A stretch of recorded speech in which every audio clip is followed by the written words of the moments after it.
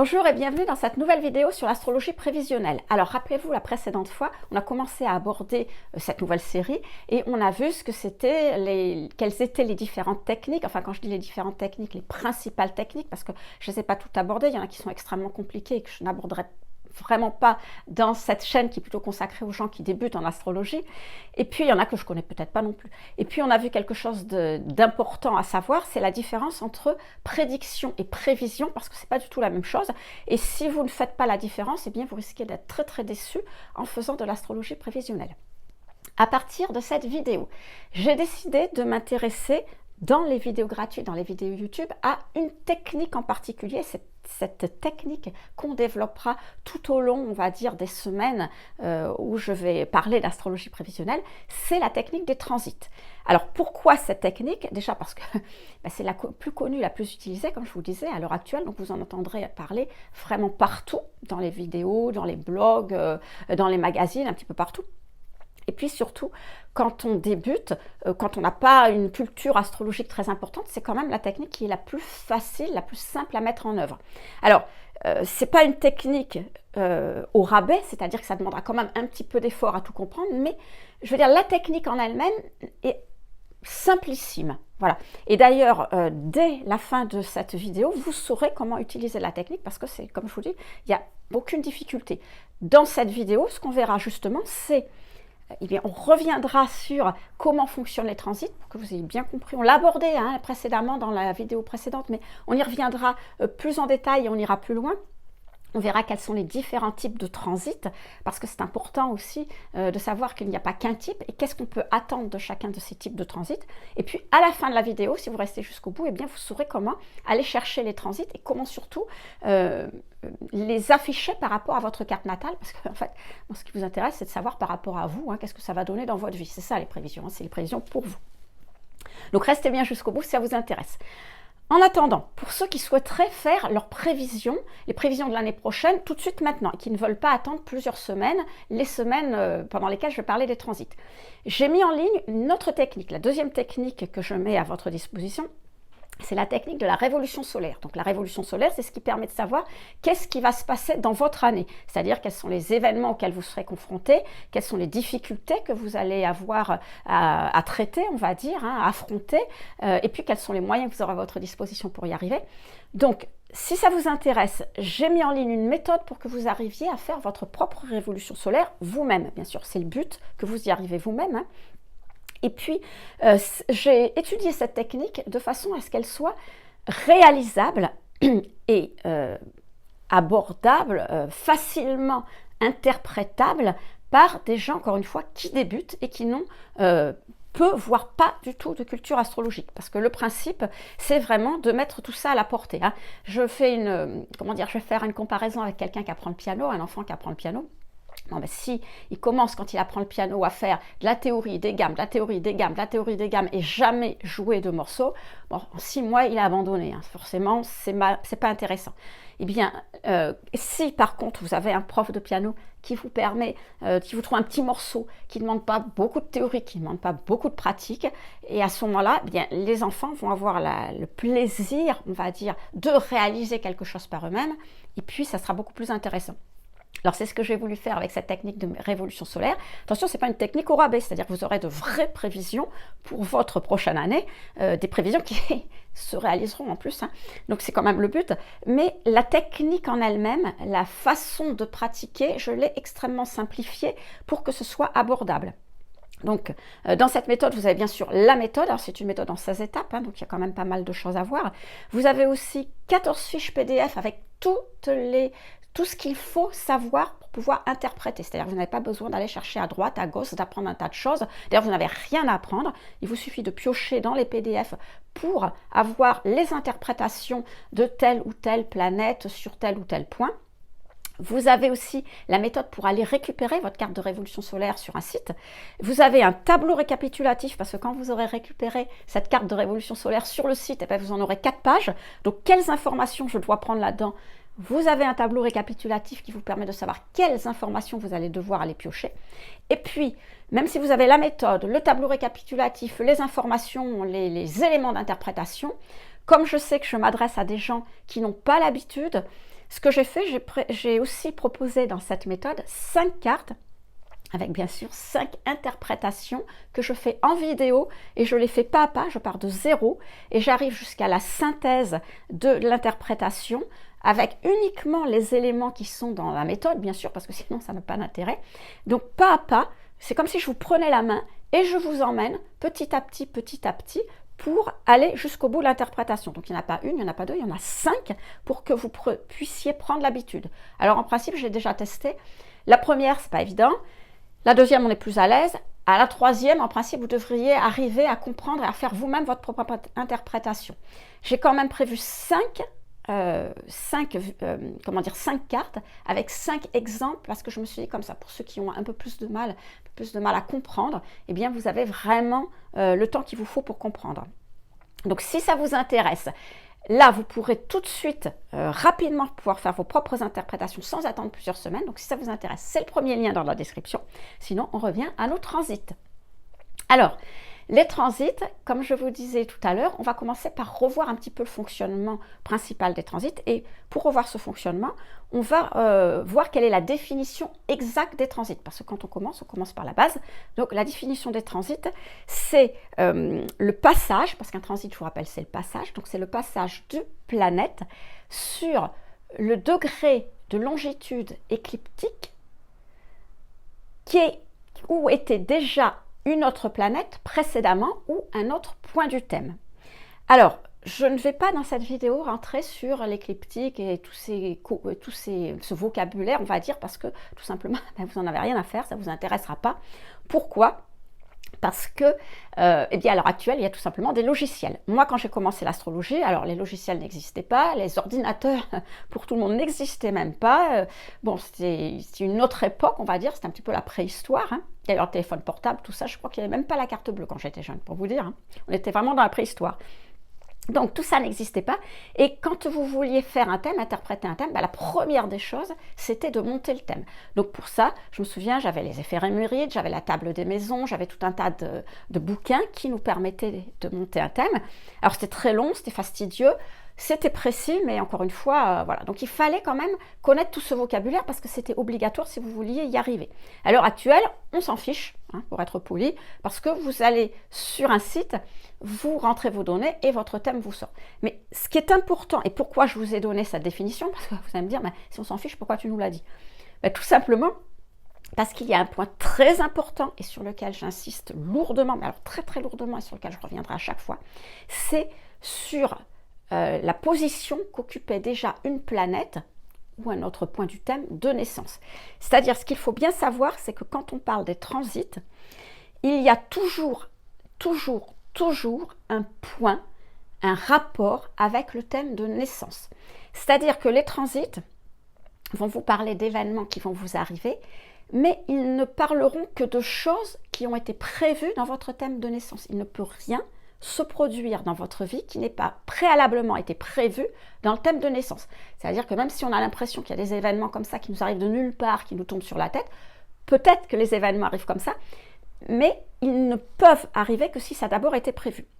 Et c'est pour ça que, rappelez-vous, dans certaines vidéos que j'ai faites sur les planètes précédemment, je vous parlais de la planète qui était activée, réactivée, c'est de ça dont je parlais. C'est-à-dire que les transits fonctionnent en réactivant ce qui s'est passé dans le thème de naissance. Alors, en fait, ce qui se passe, c'est que les planètes, toutes les planètes, avancent dans le ciel. Alors, bon, ça, c'est pas quelque chose de compliqué à comprendre, hein, on le sait tous, les planètes continuent à avancer. Et en avançant, en progressant dans le ciel, elles passent à nouveau sur le positionnement où elles étaient elles-mêmes dans le thème de naissance, sur des points particuliers du thème de naissance, sur les cubesites des maisons, sur les angles, sur les nœuds lunaires, sur la lune noire, sur tout un tas d'éléments.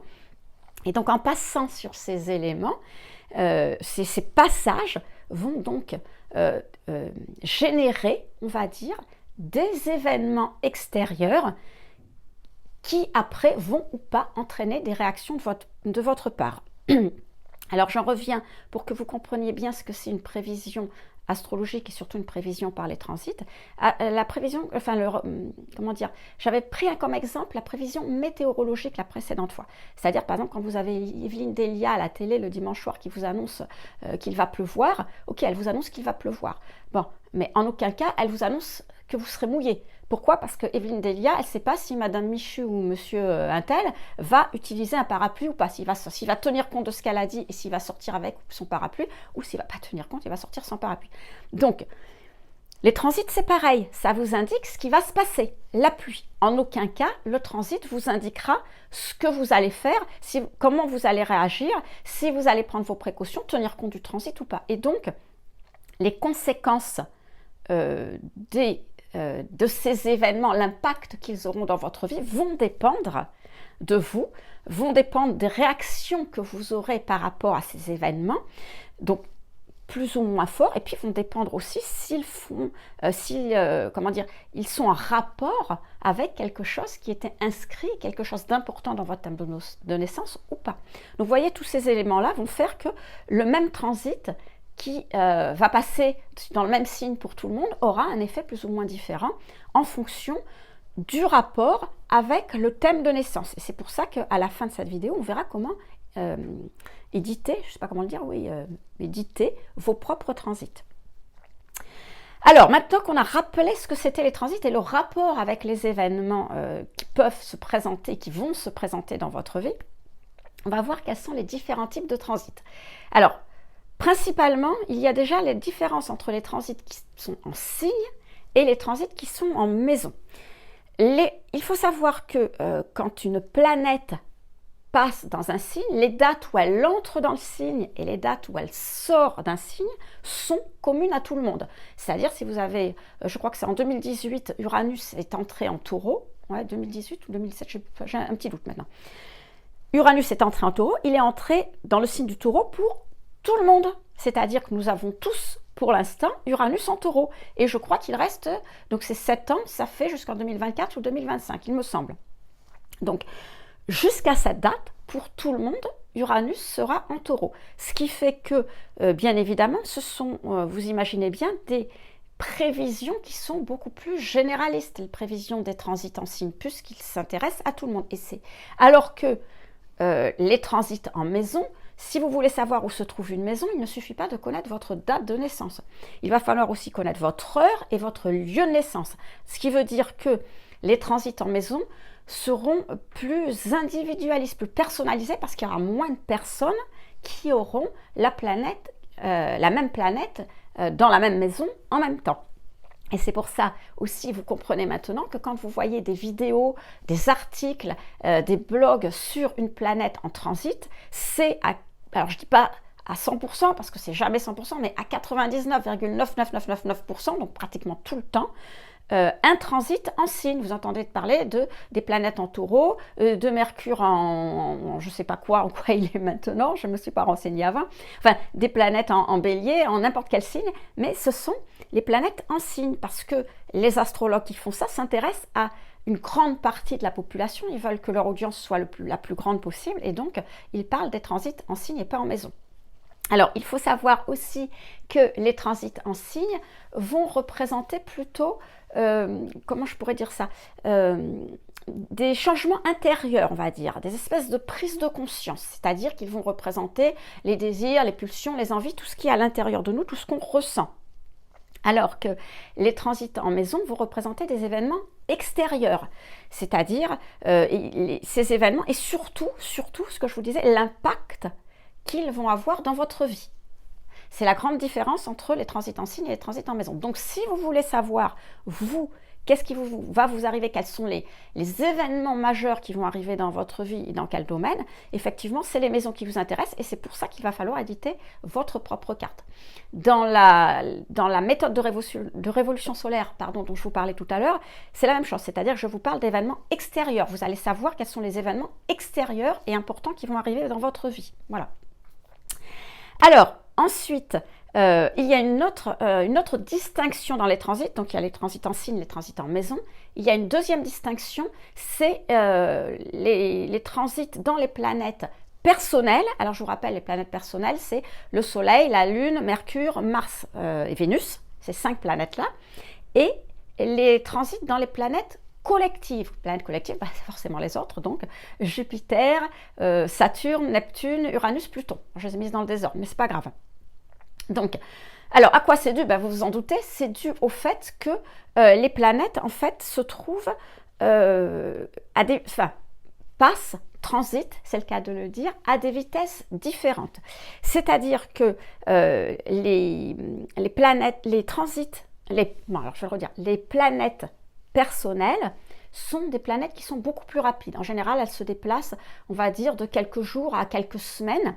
Et donc, les effets sur vous, sur quelqu'un, sur le thème, seront moins importants, moins impactants dans la vie. C'est-à-dire, ça va plutôt représenter, encore une fois, bon, ça va être, comment je pourrais dire ça, une espèce de climat psychologique, ouais, je vais dire ça comme ça, climat psychologique, une certaine ambiance qui va être là autour de vous, qui va durer pendant quelques jours ou quelques semaines, pas plus, mais en aucun cas ça va être des mises à l'épreuve, ça va être une évolution psychologique que vous aurez à faire, voilà. Alors, c'est pour ça que généralement on considère que ces transits ont moins d'impact.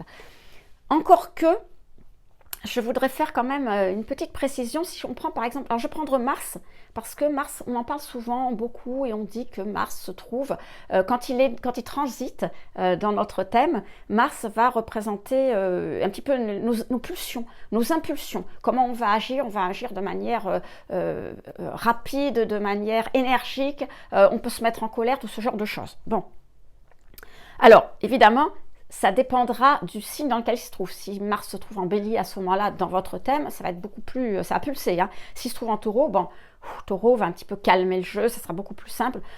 Donc ça sera moins prégnant. Mais imaginons qu'il soit en Bélier. Donc vous allez avoir, au moment où Mars se retrouve en Bélier dans votre thème, dans la maison où il se trouve, comment dire, c'est un petit peu cette ambiance énergique, impulsive, où vous aimez faire les choses par vous-même, vous ne voulez pas qu'on vous donne des ordres, etc. Bon, imaginez que vous ayez un rendez-vous avec votre patron ce jour-là, il se peut que voilà, ça pète, vous vous mettiez en colère contre votre patron ou des trucs comme ça. Alors, quelques temps après, Mars va partir, donc l'ambiance, elle va retomber, ça va passer. Sauf que les conséquences de ce qui s'est passé ce jour-là avec votre patron, s'il n'a pas d'humour en plus, ça peut aller plus loin, quoi. Vous pouvez vous retrouver à la rue ou avoir géré des conséquences difficiles de ce que vous avez fait. Donc encore une fois, le transit en lui-même, pardon, j'ai un gros chat. Le transit en lui-même va passer, l'ambiance va passer, mais méfiez-vous toujours quand même des conséquences parce que ça peut avoir un impact important sur le reste de votre vie. Alors, ensuite, les planètes, par contre, collectives, elles vont vont transiter, se déplacent, c'est le terme que j'ai cherché, beaucoup plus lentement. C'est-à-dire que la plus rapide va mettre 1 an pour faire le tour du zodiaque, et la plus longue, je crois que c'est Pluton, c'est même pas je crois, c'est Pluton. Alors Pluton, on dit qu'il fait en moyenne 20 ans, parce que ça peut aller de 15 ans, comme il fait, il se déplace de manière elliptique, décidément ce matin, il se déplace de manière elliptique, c'est-à-dire que quand il est sur les points éloignés de l'ellipse, évidemment, il va être beaucoup plus éloigné. À ce moment-là, il va mettre à 35 ans pour faire le tour d'un signe. Et quand il va évidemment être proche, il va aller beaucoup plus vite, il va mettre une quinzaine d'années. Donc en moyenne, il met 20 ans. Mais même Neptune met 14 ans, Uranus, c'est 7 ans. Donc ce sont des planètes, à Saturne, c'est 2, je crois. Oui, c'est ça. Donc ce sont des planètes qui mettent longtemps, qui restent longtemps là où elles sont, signe maison. Et du coup, elles vous impactent beaucoup plus, parce que vous comprenez que quand elles restent suffisamment de temps comme ça, vous les sentez passer, c'est le cas de le dire. Donc, le principe des planètes collectives dans votre thème, le transit des planètes collectives, je vais y arriver, c'est qu'elles vont en quelque sorte vous demander d'apprendre des leçons, c'est-à-dire que vous allez devoir évoluer, avoir des prises de conscience par le signe et dans le domaine concerné par la maison. C'est pour ça que les événements qu'elles vont déclencher quand elles arrivent, alors elles passent, elles repassent, hein, il y a encore aussi ce système de rétrogradation, mais bon, ça j'y reviendrai plus tard, mais le fait qu'elles soient, qu'elles passent, qu'elles vont, qu'elles viennent, qu'elles reviennent et qu'elles restent un certain temps vont déclencher des événements extérieurs, bien sûr, dans la maison dans laquelle ça se passe. Et ces événements extérieurs vont être, c'est eux qui vont vous pousser à comprendre les choses, à évoluer, à vous transformer, à avoir des prises de conscience. Alors, toutes les planètes demandent une transformation. Je vais prendre par exemple Neptune, parce qu'on ne parle pas souvent de Neptune. On a souvent tendance, quand on parle de la transformation, à parler de Pluton, ce qui est vrai. Mais par exemple, Neptune demande aussi une certaine transformation. Neptune va vous demander de comprendre quel est votre idéal de vie, vous, votre idéal, celui qui est inscrit dans votre thème, celui vers lequel vous devez aller, pas celui qu'on vous a demandé quand vous étiez petit ou que vous croyez que c'est. Hein.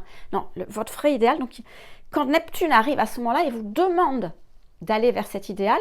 Et ce qui est compliqué, c'est qu'avec ces passages, repassages, etc., bien Neptune, c'est une planète, c'est flou. On ne comprend pas. Quand j'ai parlé de Neptune, je vous avais donné l'exemple de la personne aveugle qui marche à tâtons avec sa canne blanche. Et bien c'est ça. C'est-à-dire vous devez avancer. Vous devez avancer vers votre idéal, c'est ça l'évolution. Mais je ne vois pas comment. Voilà, c'est compliqué.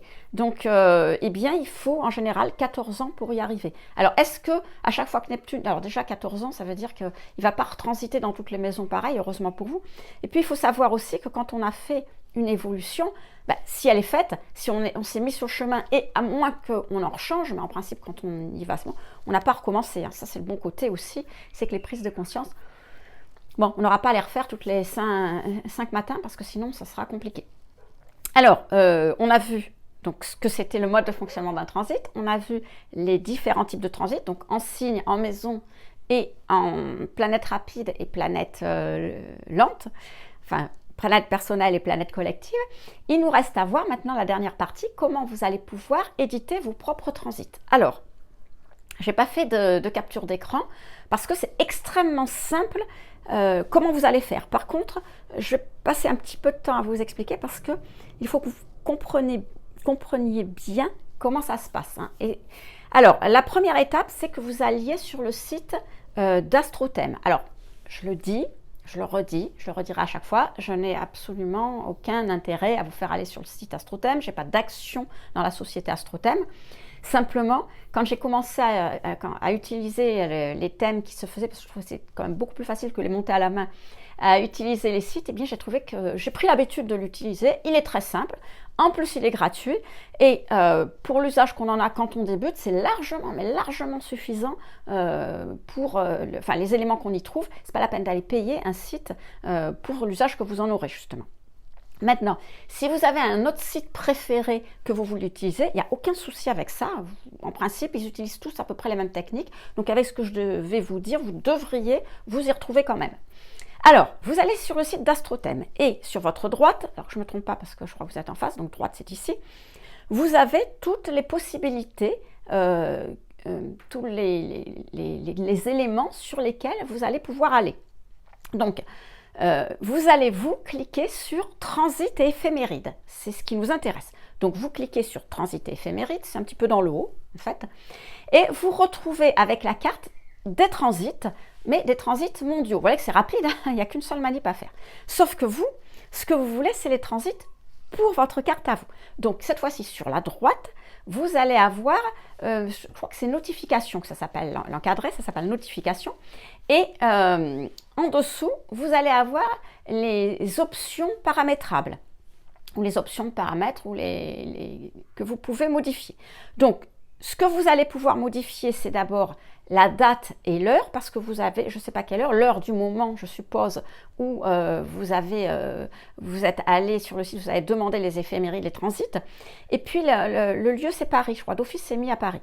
Donc, vous pouvez modifier, mettre le lieu où vous vous trouvez, vous, et l'heure, la date et l'heure où vous voulez faire le transit. Alors, je vais revenir juste un peu après là-dessus. Et en dessous, surtout très important, vous allez avoir un petit carré que vous allez devoir cliquer parce que ce carré, c'est marqué, c'est indiqué afficher thème personnel, le thème de naissance. Et c'est ça qui nous intéresse, c'est-à-dire que vous aurez non seulement la carte des transits mondiaux, parce que les transits sont les mêmes pour tout le monde, mais ces transits mondiaux, vous n'aurez que l'affichage en signe. Donc si vous voulez l'avoir en maison, comme je vous expliquais tout à l'heure, pour les événements principaux, il faut qu'il ait un rapport avec vos propres maisons et donc il faut afficher votre carte à vous. Donc, vous cliquez sur afficher la carte de naissance. En dessous, vous cliquez sur poursuivre. Une deuxième fois, il vous demande de vérifier si vous êtes OK avec ça. Vous cliquez sur poursuivre. Bon, je crois que vous aurez rentré évidemment vos paramètres de naissance avant. Et c'est terminé. Vous avez la carte, votre carte de naissance, votre thème de naissance et autour la carte des transits. Vous voyez, c'est extrêmement simple. Alors, maintenant, ce qu'il faut comprendre, c'est que si vous voulez faire vos prévisions, parce que je pense que si vous voulez éditer les transits, c'est pour ça. Si vous voulez faire vos prévisions, admettons pour l'année prochaine. Donc, qu'est-ce que vous allez faire? Vous allez éditer la carte des transits pour le 1er janvier 2022, là où vous serez. Voilà. Alors après, il faut savoir que voilà, le lieu de naissance, j'en reparle aussi quand je fais la révolution solaire, bon, on dit il faut bien le lieu de naissance où vous êtes né, ou le lieu de naissance où vous passez votre anniversaire pour la révolution solaire, et là où vous êtes. Bon, il faut savoir que si vous vous trompez de quelques centaines de kilomètres, mettons si vous êtes à Nice et puis vous êtes à Paris, il n'y aura pas énormément de différence. Il y a une petite différence, mais ce ne sera pas énorme. Voilà, à 100, 200, 300 kilomètres près, il n'y a pas énormément de différence. Maintenant, si vous comptez fêter, vous retrouvez à New York ou à Séoul, ça c'est tout à fait différent. Il y a plus de 10 000 kilomètres, donc là, 8 à 10 000 kilomètres, ça va changer les choses. Mais voilà, si vous restez en France, si vous allez dans la famille à quelques kilomètres plus loin, quelques dizaines, même 100, 200 kilomètres, ça ne changera pas fondamentalement les choses. Bon, donc vous rentrez la date du 1er janvier 2022, eh bien, vous rentrez la date du 1er janvier 2022, vous rentrez votre thème, et donc vous avez votre carte au 1er janvier 2022, la positionnement des planètes en signe et en maison pour le 1er janvier 2022. Bon, un transit, c'est un passage. Donc, ce qui nous intéresse, c'est de savoir comment ces planètes qui nous intéressent vont passer sur les points du thème de naissance. Je reviens à ce que je vous disais au début, je ne vais pas la refaire en entier, mais c'est ça le transit, c'est comment il passe, sur quel point du thème il passe, quel point du thème de naissance, quelle planète de naissance. Donc, ce que vous allez faire, vous allez refaire un deuxième thème avec le 31 décembre 2022. Donc, quand vous aurez vos deux thèmes, vous verrez bien les planètes, d'où elles sont parties et où elles sont arrivées. Alors, précision, c'est important pour les planètes collectives. Vous pourrez faire sur un an pour les planètes collectives, encore qu'en principe, Jupiter a fait tout le tour. Mais Saturne et surtout Uranus, Pluton et Neptune, ils n'auront pratiquement pas bougé. Voilà. Peut bouger, Saturne un petit peu, mais les autres n'auront pratiquement pas bougé. Donc, vous pourrez interpréter les effets de Saturne, Neptune, Pluton, Uranus en ayant ces deux cartes-là. Maintenant, pour Jupiter et surtout les planètes personnelles, c'est trop rapide. C'est trop peu, pardon. Elles sont plus rapides. Donc, ce qu'il va falloir faire, c'est... Alors, une bonne idée, ça serait par exemple de faire des thèmes intermédiaires tous les trimestres. Un au 1er mars, un au 1er juillet, un au 1er septembre. Donc, vous aurez pour les planètes plus rapides, donc Jupiter, Mars, Vénus, Mercure à la limite, le passage pour le 1er trimestre, dans quel signe il va passer, dans quelle maison il va passer, chaque planète, le 2e trimestre, le 3e trimestre, le 4e trimestre. Donc vous aurez plutôt une idée des ambiances et des potentiels petits événements qui peuvent se produire. Si vous devez faire attention, comme on dit, Mars, il faut faire attention à l'impulsif en prenant le volant. Mercure, on peut avoir une manière de réagir un peu vif, ou si on a des études à faire, des examens à passer, ou des lettres à écrire, je ne sais pas, tout ce qui concerne Mercure, l'intellect, mais il vaut mieux le faire dans une période où le transit est bien situé, en bon aspect, enfin, etc., etc. Donc, vous l'avez par trimestre. Concernant la Lune, alors, concernant la Lune, c'est même trop rapide parce que vous savez, la Lune, elle fait le tour en un mois. Donc, les transits, c'est pas vraiment une technique qui est recommandée pour savoir ce qui va se passer pour la Lune, quoi. Alors, moi, je n'utilise pas tellement la Lune, c'est pas un thème que j'ai beaucoup développé. Voilà, bon, c'était mon choix. Hein. Donc, si vous voulez savoir faire des prévisions par rapport à la Lune, aux nouvelles lunes, aux pleines lunes, etc., il y a des choses extrêmement intéressantes à voir. Je vous recommande d'aller sur d'autres sites, de voir d'autres blogs, vous renseigner sur justement les prévisions par la Lune, parce que les transits, à moins de...